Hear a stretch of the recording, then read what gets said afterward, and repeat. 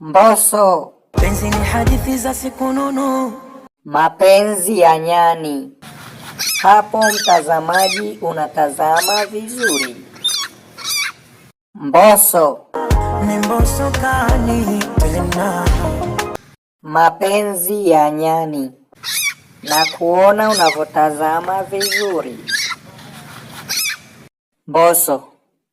Watalivunja penzi letu. Mapenzi ya nyani. Hapo mtazamaji unatazama vizuri.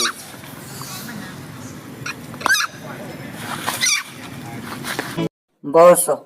Nilipelekwa puta, sikubembelezwa kupewa hadhi, nikala vya mafuta. Mtazamaji, umependa kumtazama Mbosso au umependa kutazama mapenzi ya nyani?